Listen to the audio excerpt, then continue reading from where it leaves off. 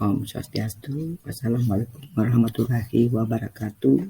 Salam kebajikan, namo buddhaya, salam sejahtera. Semoga semuanya sehat dan siap untuk belajar kembali. Hari ini kita akan kembali bertemu dalam dunia tumbuhan lantai ya. Masih dalam KD 3.8, yaitu dengan komposisi sebagai berikut. Mengelompokkan tumbuhan ke dalam divisio berdasarkan ciri-ciri umum serta mengaitkan peranannya dalam kehidupan. Jadi kita ambil satu indikator, yaitu peranan tumbuhan spermatopita bagi manusia. Jadi apa manfaatnya? Baik, kita akan lihat ya, spermatopita seperti yang anak pelajari terdahulu, identifikasi, kemudian pertumbuhannya, perkembangbiakannya sudah anak pelajari terdahulu. Masih ingatkah kalian? Ya, baik. Sekarang Ibu berikan tabel ya, bahwa spermatopita itu terdiri dari tumbuhan gimnosperme dan angiosperme. Nah, tabelnya sebagai berikut ya. Jadi tumbuhan gimnosperme, contohnya Ibu berikan, kemudian manfaatnya. Berikutnya angiosperme yang terdiri dari monokotil dan dikotil, contoh-contohnya akan diberikan serta manfaatnya. Baik, kita lihat ya, dari gimnosperme, tumbuhan berbiji terbuka, itu satu, sikas rumpi contohnya ya. Kemudian manfaatnya adalah sebagai tanaman hias. Berikutnya geneton-genemon, yaitu tumbuhan melinjo sebagai bahan makanan. Berikutnya Pinus perkusi sebagai bahan industri.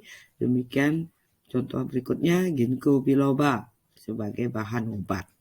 Baik, kemudian kita lihat pada monokotil ya, sebagai tanaman hias, contohnya anggrek bulan, kemudian jagung sebagai bahan makanan, berikutnya pohon kelapa bisa dipakai bahan industri, jahe, gajah sebagai bahan obat ya.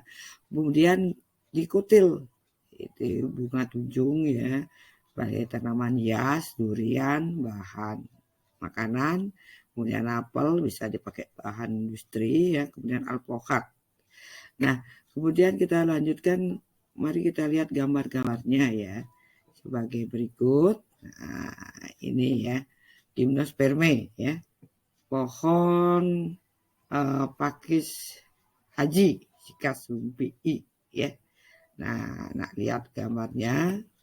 Berikutnya adalah pohon melinjo, anak lihat ya, bijinya. Kemudian Pinus mercusi ya. Selanjutnya ini adalah ginkgo biloba ya. Baik, untuk contoh monokotil, nah ini ada anggrek, ada jagung, ada pohon kelapa dan jahe ya. Manfaatnya sudah sebagai obat jahenya, ini sebagai bahan industri, buah kelapanya ya. Kemudian jagungnya sebagai bahan makanan. Berikutnya tanaman anggreknya ya.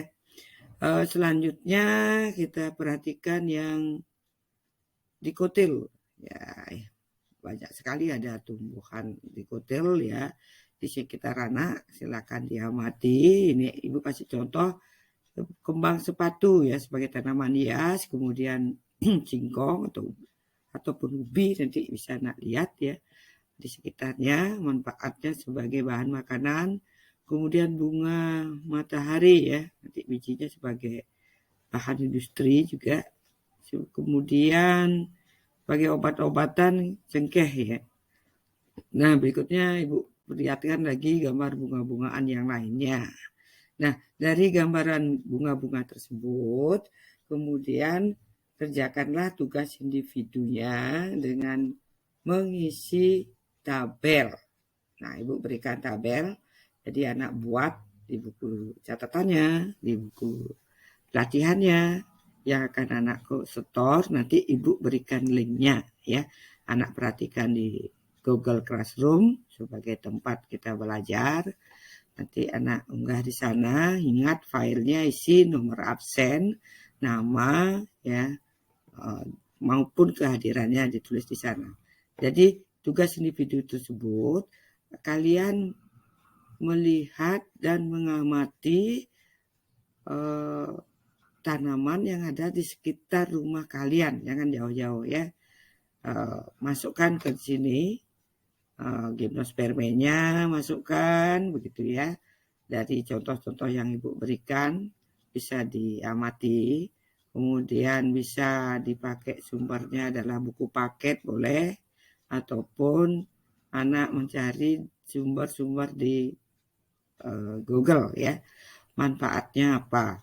Gimnospermae ya 4, minimal 4 ya. Kalau lebih boleh ya. Monokotil, kemudian digotil, kemudian manfaatnya. Nah, itu tugas untuk kalian. Yang jelas tugasnya individu, jika anak bekerja bersama-sama dengan temannya berkolaborasi boleh ya. Yang jelas pada saat mengumpulkan anak mengumpulkan individu. Nah, itu untuk hari ini jadi tanaman, pengenalan tanaman spermatophyta dan manfaatnya. Semangat belajar ya nak ya, ikuti selalu protokol kesehatannya ya, jaga selalu kesehatannya. Sekian dan terima kasih. Om Santi Santi Santi Om.